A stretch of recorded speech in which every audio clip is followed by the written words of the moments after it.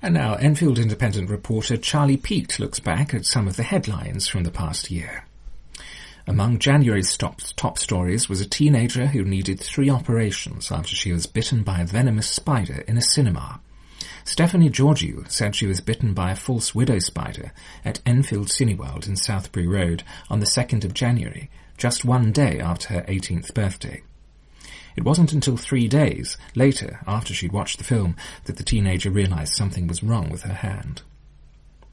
Also, neighbours of a woman who died following a fire but also took the life of her granddaughter demanded answers over their deaths in January.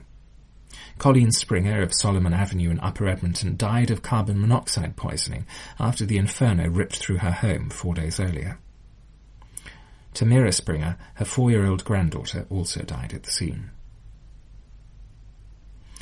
A letter warned amateur football teams that players caught spitting on football pitches could face prosecution.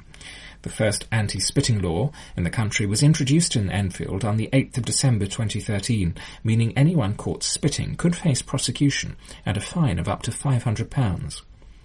The letter, sent to Winchmore Hill Football Club by Enfield Borough Council's Business Support Officer, states that although there would not be any specific targeting of football players, they should be warned against it. Also in January, a man was found guilty of attempting to commit sexual acts with sheep and cows. Paul Lavelle, aged 61 of Magpie Close, Enfield, was found guilty of outraging public decency by trying to penetrate the mouths of multiple cows before attempting to commit sexual acts with sheep. He was given a suspended 4-year prison sentence in March. In February, a bereaved mother who lost her son in a car accident appealed to raise money to bury him alongside friends killed in the same crash. Ashley Jones, aged 19, died with best friends Jack Boyton and Harry Ferrand, who were both 17 and lived on the Elsinge estate in Bullsmore Lane, when their car crashed into a lorry on the A10 on the 9th of November 2012. Ashley's family were not entitled to road traffic accident payments because he was older than 18, which left his mother, Viv, unable to pay to bury him alongside Jack and Harry until she raised the money. Also in February, a church warden was bewildered when a sinister package was found in the church's graveyard. Remains were found partially buried in a box at St Andrew's Church in Churchwalk, Enfield Town, in February. The remains were identified as a human placenta. The fight against a housing development at a disused university campus also started in February. Demolition of the former Middlesex University campus in Cat Hill, Cockfosters, was due to start that month to make way for 231 new homes. But construction lorries were halted by protesters who had campaigned against the development for more than 3 years. The protests would continue for many months. Finally, traders were left less than impressed with the multi-million-pound cycling scheme proposals they feared could divert customers elsewhere. The Mini Holland bid from Enfield Borough Council aimed to attract a share of a £100 million pot of funding from the Mayor of London, Boris Johnson, to improve cycling routes. A presentation of the proposal by councillors Chris Bond and Dale Goddard to business owners in Enfield Town left traders with concerns. In March, staff and pupils at a school united to stop one of their own pupils being deported to Mauritius. Oasis Academy student Yashika Biragathi, aged 19, of Fox Lane in Palmer's Green, was due to be sent back to Mauritius without her family, but was given a lifeline after it was claimed that British Airways refused to let her board the flight.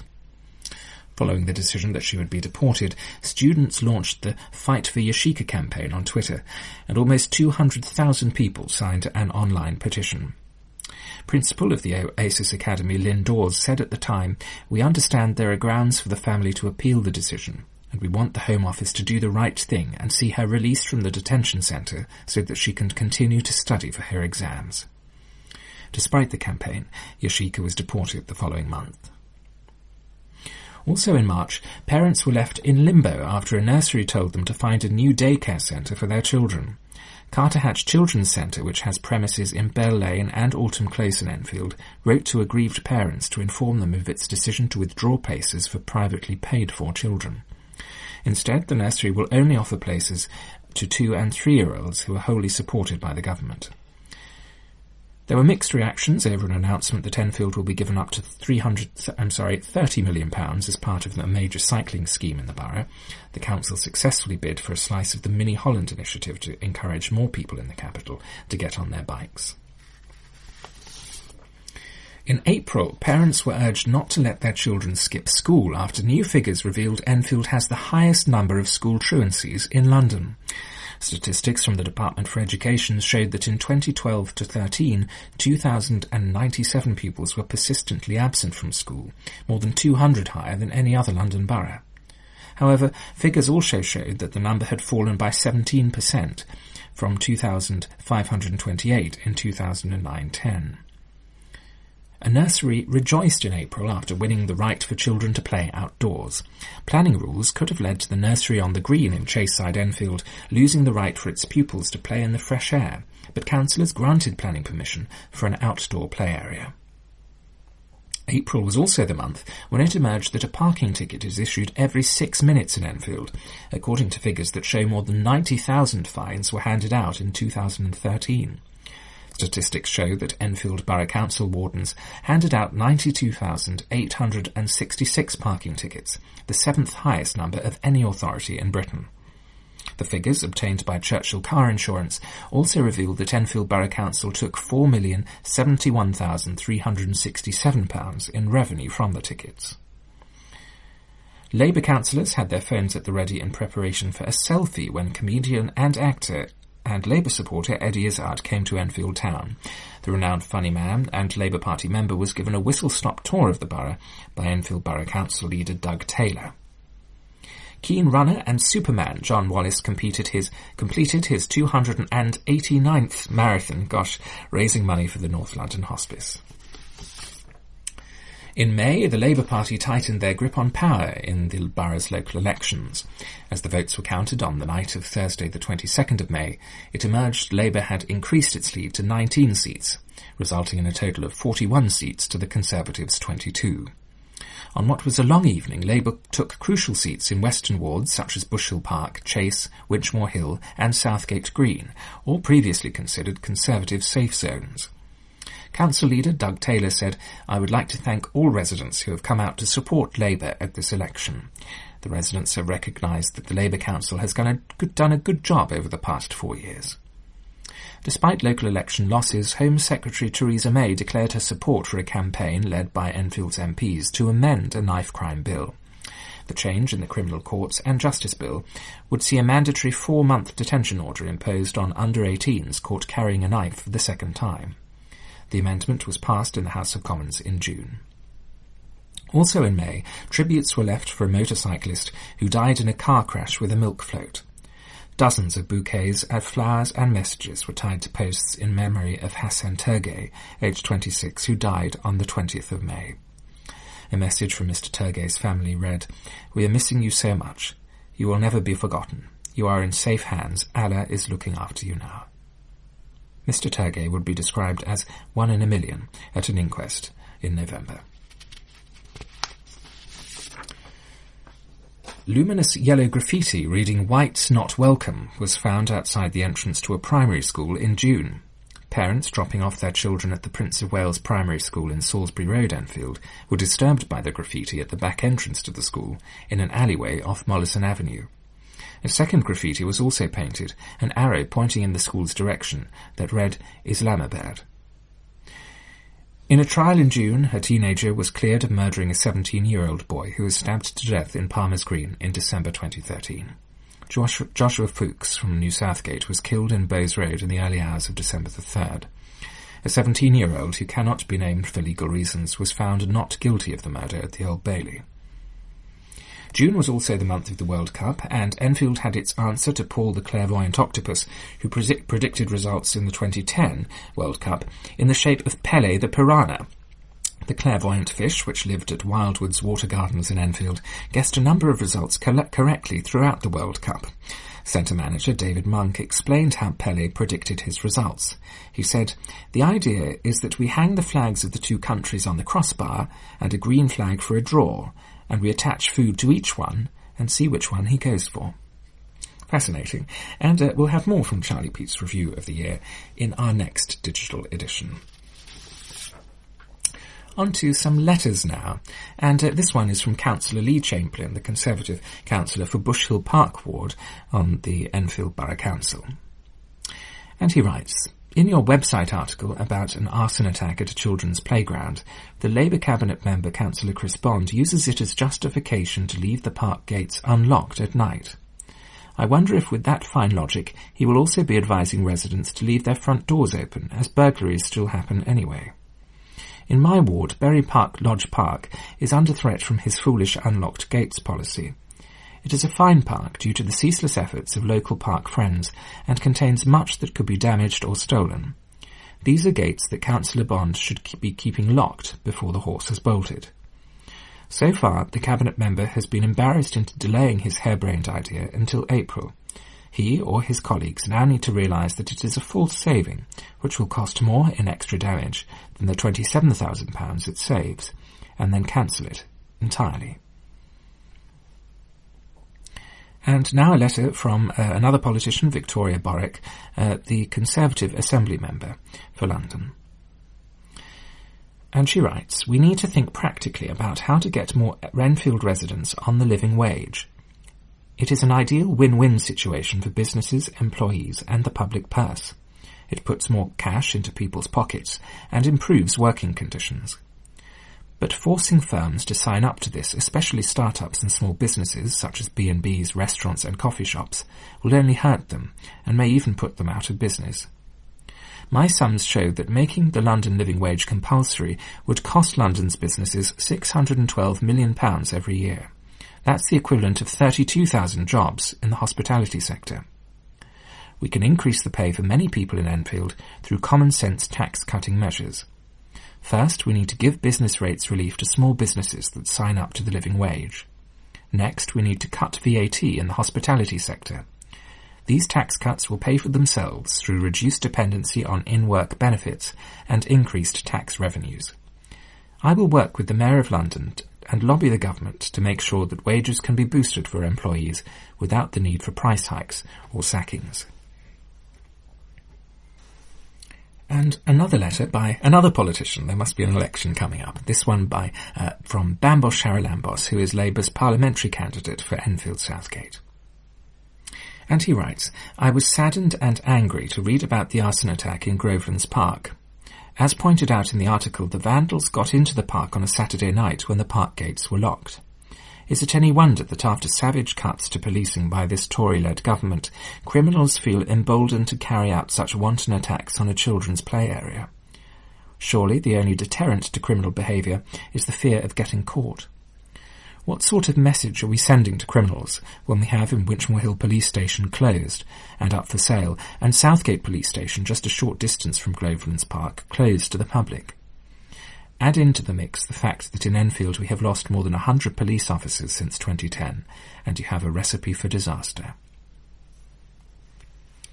And now a message from Councillor Terry Neville, OBE-JP, Conservative Group Leader on Enfield Borough Council and Councillor for Grange Ward. He writes, "I am responding to the letter from Claire Stewart, in which she criticises the Conservative group for opposing her poorly prepared motion on employment supplement allowance, while seeming to discuss, as she puts it, park gates. Councillor Stewart tellingly throughout the letter talks about park gates without once referring to locking or unlocking them, which is the nub of the issue and has sparked fury among many residents. This surely demonstrates that neither she nor her group have grasped the crassitude and political insensitivity of Councillor Chris Bond's original decision, only put on hold because of action by the Conservatives. Never mind the fact that Enfield has the fourth highest number of burglaries at the 32 London boroughs, and Councillor Bond has cabinet responsibility for community safety. At the council meeting on November the 19th, I had put down a motion criticising Councillor Bond for his decision to leave the gates of parks unlocked at nights which adjoined residential properties, without having consulted the police or any of the residents or friends groups. Had we not called in his decision for scrutiny, it would now be implemented. As a result of the call-in, Councillor Bond has deferred the decision until May next year, for some, as yet undefined consultation to occur. But in truth, they want to get past next year's general election. We say this doesn't go far enough. the particular parks should be kept locked at night, and therefore my motion called upon Councillor Bond to abandon the proposal. Several members of the parks groups attended that council meeting in the genuine hope that they would see the issue debated. On 3 separate occasions during the meeting we demanded that the motion be debated, and 3 times Labour members voted en bloc to deny that opportunity. What have the Labour group got to hide, one asks. Another point about Councillor Stewart, bearing in mind that she is Chief Whip and therefore has responsibility for organising business, is that the special council that we requisitioned to force Labour to face up to the issue of the unlocking of park gates and the rebuild of Chase Farm Hospital, which they have also refused to discuss since July, has been called for December the 23rd. Presumably she hopes that the public who took time out in vain to attend the meeting on the 19th of November will be far too busy preparing for Christmas, as will, no doubt she thinks, the press and others interested in this matter. Well, I have news for her and the Labour group. That is, their tactic won't work. And another letter now from another councillor, Nick Dines, who's Conservative councillor for Chase Ward on the Enfield Borough Council. It was great to read that improvements are going to be made to the roundabout at junction 25 of the M25. Whenever the traffic news comes on LBC, it is a running joke with friends of mine that delays on the Enfield stretch of the M25 will be mentioned. I used to commute to work in my car, and I lost count of the number of hours I spent stuck in traffic jams waiting to turn off here. Widening of the junction will hopefully improve the quality of life for the thousands of Enfield residents who use the M25 to get to work and back. And now a letter from Malcolm Edward Pryor of Swanway, Enfield. In his latest propaganda leaflet, Member of Parliament Nick Dubois claims to have founded the Enfield Over 50s Forum. Given that the forum was running in 2004, I would like him to explain, given that he was only in his mid-40s at that time, and that Monty Meth appears to have been the prime mover in this non-political organisation. I have been able to find any link between him and the forum back then, and wonder how many of his claims are to be believed. And those were the letters on the pages of the Enfield Independent on the 24th of December 2014. And now on to sports news. Enfield Ignatians moved up to 6th place in London 2 North East after picking up a 33-14 win over struggling Braintree on Saturday. Although Braintree have yet to win in the league this season, their Robswood ground has proved a tough arena for Ignatians to conquer in the past, and having claimed just 2 wins there in the last decade, the Blue and Golds were rightly cautious. Despite playing in fits and starts, Ignatians still had too much in the locker for Braintree, and, when necessary, they moved up the gears to work in James Rawlingson, Luke Ellis and Ryan Brown to seal a 21-7 half-time lead. The Brown surge was set in motion by man of the match Charlie Shorten. The scrum half had an outstanding game and his sniping breaks frequently opened up the opposition. The visitors wrapped up the bonus point after the interval, following a second score from Rawlingson, who did very well to hang on to the ball. A further try from returning Tom Kelly, following a successful drive from the line-out, wrapped up a good afternoon. Fly-half Jordan Wilson had his kicking boots on by adding 4 conversions, as Ignatians reached the 3-week Christmas break in very good order. Braintree claimed a converted try in each half via George Crane and Elliot Dawson. Ignatians head coach Emil Hurt said, "I'm happy that the team managed to wrap up all 5 points as the game had the potential to be a banana skin. It's the first time that Ignatians have won away in 4 seasons at Braintree in my time as coach. We made a few mistakes early on and at times failed to get to grips with the conditions. We also took a few gambles with selection. Our starting lineup revealed 5 changes from the Rochford 100 game and a completely new bench, but it paid off." Enfield Ignatians now embark on a 3-week Christmas break and resume league action at home to Norwich on the 10th of January. The club broke new ground by organising a game for some of its university returnees, and the scratch side, christened the Enfield Ignatians Scholars, showed plenty of enthusiasm in the 21-5 defeat of Cuffley. Harry Jenner, Luke Stack and Ross Moody all scored for Ignatians. Bradley Quinton apologised to Enfield Town supporters after his side's 5-0 defeat at Billericay Town on Monday and said he wished he could refund the travelling fans. the Towners found themselves 2-0 down at half-time, thanks to goals from Rowan Libbard and Glenn Poole, before second-half strikes from Ryan Millau and Ricky Sappleton completed a resounding win. Reflecting on the defeat, the heaviest of his reign, Quinton said, "I want to apologise to the fans who came and sung right until the end, because that just was not good enough. If I could give them all their money back, I would." He continued, "I cannot take anything away from their finishing, but 3 of their goals we gave them from horrendous mistakes.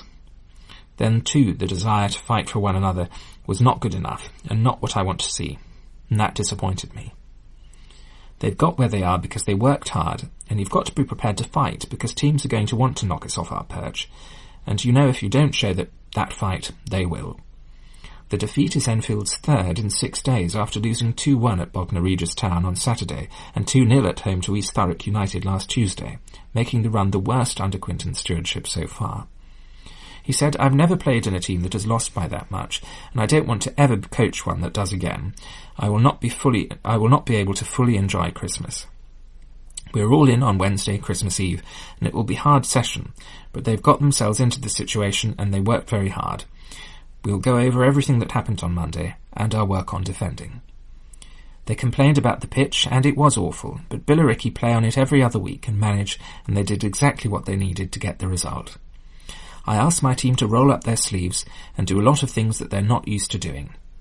John Constant missed a good chance and Corey Whiteley did not finish well, and then we gave away 2 sloppy goals. It was a real lesson for some of these young players. When the going is good, then you have to look at your players who've been rewarded with pats on the back on their way to the top, and a few players did not return that praise. They've got to look at their own jobs rather than questioning others. I'm sure myself and my assistant Andy Porter could have done better. Quinton was able to hand a debut to new centre-forward Alex Tenoyler, who saw one excellent chance to go astray, but is keen to shore up his back line after the porous display at the new lodge. He said, "It looks like we've signed a centre-back who is going to be experienced and do the horrible things, and hopefully we'll have 1 or 2 more days before Saturday. Maybe we need a few more experienced lads to do the horrible jobs," he added. Enfield will look to arrest the slump in form, which has seen them slip to 10th, 5 places and 3 points outside Isthmian Premier Division playoff places when they host Dulwich Hamlet on Saturday. A lot of the players and fans say we've come a long way in a short time. That's because of the efforts the players have put in, and whether they've stepped off that now, I don't know. We'll discuss these things with them in training. Alison Waters believes 2014 has been one of the best years of her career after reaching the last 4 of the World Squash Championships in Cairo. The 30-year-old Enfield player lost out to Egyptian Ranim El Waili in the semi-finals 3-1, after dispatching with England teammate Laura Massarow 3-1 in the previous round. Defeat in the semi-final stage of the World Championships comes just after a week after Waters and Massaro helped England win the World Team Championships in Canada, whilst Waters helped England to silver and bronze at the Commonwealth Games in Glasgow. Reflecting on her year, Waters said, "I think there are always ups and downs in sport, and there have definitely been both this year. To win 2 medals at the Commonwealth Games, win the World and European Team Championships, it has to have been one of my best years. There have been more highs than lows, but of course, as always in sport, there's room for improvement." She continued, "I was delighted to have got to the semi and beaten Laura Massarow, having lost to her at the Commonwealth Games. Obviously I was disappointed to lose in the semi-finals, so that was the biggest feeling coming out of it. We've grown up together and had lots of battles over the years, and after the Commonwealths, it was more important to show myself that I could beat her." Waters and world number 2 Massarow were both part of the England team to triumph at the World Team Championships earlier in the month, but Waters insists it's easy to make the transition from teammate to opponent. She said, "We're mates, and teammates have won the World Championships together the week before in Canada, so it was kind of weird to then play against each other again so soon. But you put that to the back of your mind when you play one another and just focus on the game." Waters continued, "We don't have that many team events in comparison to individual events, but we're still quite a close squad, so we're just used to it really. It's our career at the end of the day. As long as we're friends when we come off the court, then there's no problem." Exiting in the semi-finals will earn Waters some more ranking points, and the world number 5 believes the competition in the women's game is now so fierce there's less of a benefit to being seeded than in recent years. The standard is so tough now, she said, even in the first round, so it was always a case of taking it one notch at a time and seeing what happened. In terms of ranking points, it puts me closer to the 4th spot, and they come out on the 4th of January. Being in the top 4 means you avoid the top seeds in tournaments, but then the competition is as strong as it has ever been. And that was the sports news from the Enfield Independent on the 24th of December. And we've reached the end of this special digital edition of the Enfield Talking newspaper. Thanks very much for listening. Our tape and CD production team will return in the new year, and our first issue will be on the 8th of January. So from me, Philip Dawson, for the moment, it's goodbye.